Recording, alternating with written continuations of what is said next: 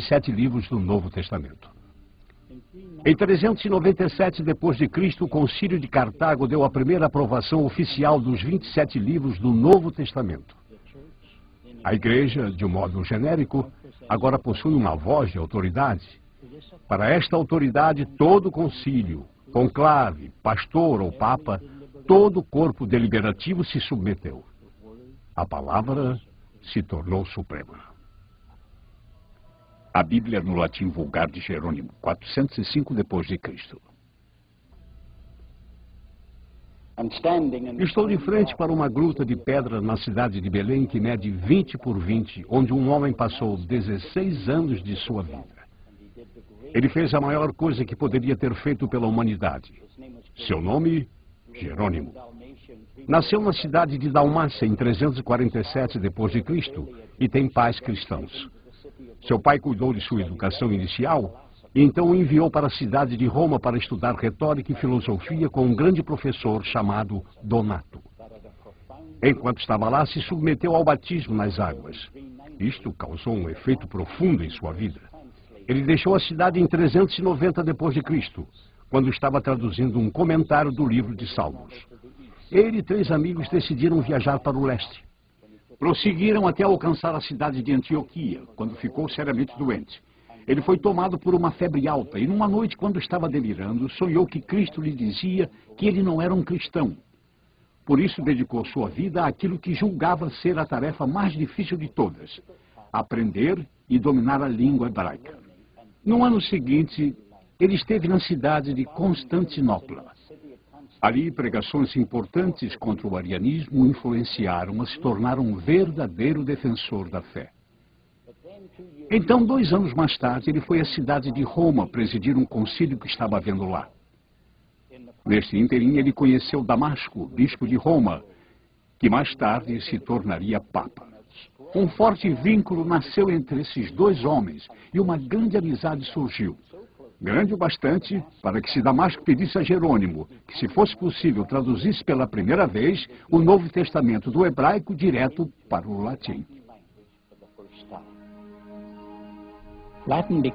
O latim se tornava cada vez mais importante nos negócios do Império. Na África do Norte estava sendo usado na comunicação exclusivamente para informações religiosas. E então se fez indispensável uma tradução precisa do original para o latim. E não havia ninguém melhor qualificado que Jerônimo. Ele se mudou para Belém para viver uma vida monástica e se dedicou totalmente a esta enorme tarefa. No ano de 405 d.C., sua missão havia sido concluída, mas ele passou o resto de sua vida se dedicando a escrever defesas para a fé ortodoxa. Ele finalmente morreu em 420 d.C., embora seu trabalho tenha se tornado conhecido como a Vulgata, ou Bíblia. Na linguagem comum também se tornou o verdadeiro instrumento que bloqueava o acesso a qualquer outra Vulgata. Esta foi tão altamente admirada que as gerações posteriores decidiram proibir qualquer outra tradução. Ao contrário, o latim se tornaria a língua oficial da Igreja. Todos os outros idiomas seriam, com isto, privados de qualquer tradução para sua língua materna. O bom se tornou inimigo do melhor. Isto, de fato, privou o público da Bíblia e deixou o mundo afundado na escuridão da Idade Média.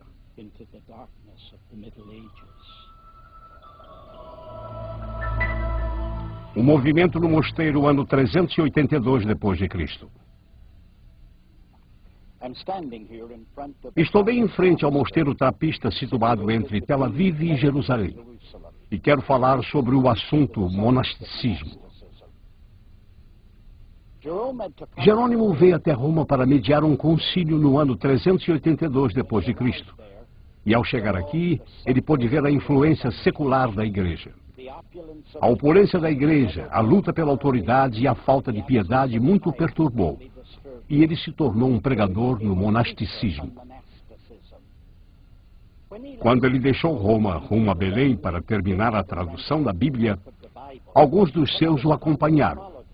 Um deles era uma viúva muito rica de nome Paula. Ela e seu filho foram para Belém e fundaram 4 conventos. 3 deles para freiras e um deles para um monge. De acordo com Philip Shaw, o grande historiador da igreja, Jerônimo é o pai do monasticismo romano. E não há dúvida que depois de Jerônimo todo o caminho floresceu desde a Ásia Menor até a Grã-Bretanha. Belém, Israel. Estou aqui próximo à tumba de São Jerônimo, que é considerado o pai do monasticismo romano. Se tiver a oportunidade de visitar um convento e olhar pela janela, você vai se convencer de que eles eram o sal de sua geração. A ordem dos beneditinos, por exemplo, foi altamente organizada. Cada um tinha sua tarefa específica, ambas sagradas e seculares, e isso ajudou a mantê-los à parte do sistema feudal de sua época. Havia oração e adoração dia e noite. Existiam vigílias e vesperais, mas havia algo mais importante que isso. Estes lugares eram realmente centros educacionais. As pessoas que viviam lá passavam a maior parte do tempo escrevendo ou copiando filosofia e literatura. Mas eles fizeram algo mais importante que isso. Reproduziram as escrituras e mantiveram a Bíblia viva numa geração onde poderia ter morrido. Por esta razão, pensamos neles como lírios brancos em lagos enlameados. A escuridão da Idade Média, ano de 550 depois de Cristo. É axiomático que os primeiros passos após uma queda são os mais dramáticos de todos. E quando esses passos tiveram lugar na queda do Império Romano? Alguns irão dizer que foi quando dividiram o Império em Ocidental e Oriental. Mas talvez seja mais exato na Guerra dos 20 anos contra os godos, que acabou no ano de 555 depois de Cristo. E apenas 13 anos mais tarde, uma outra tribo germânica, os chamados lombardos, vieram e invadiram a cidade. E o que os godos não destruíram, estes o fizeram. Mas um homem veio ao papado com o nome de Gregório. Eles o chamavam de Gregório o Grande, e ele merecia o título. Ele era um homem magnífico. Certa vez em que o exército lombardo não tinha sido bem pago, ele decidiu que iria pegar o dinheiro da igreja e com ele pagar o exército.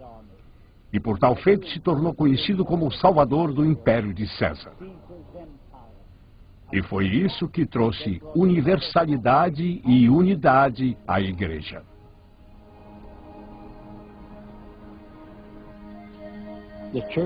A igreja foi o poder absoluto durante esta época. Mas este poder é um triste capítulo na história do cristianismo. A Bíblia foi relegada às portas trancadas de um convento. Foi colocada em um pedestal e confinada a uma linguagem que apenas alguns poucos privilegiados podiam ler. Enquanto isso, a igreja era consumida com seus objetivos políticos, e isso resultou em cruzadas e outras atrocidades.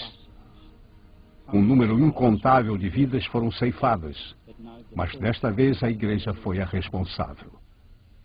No entanto, nas longínquas ilhas britânicas, a Bíblia estava apenas começando a sacudir as ondas que mudariam o curso da história para sempre.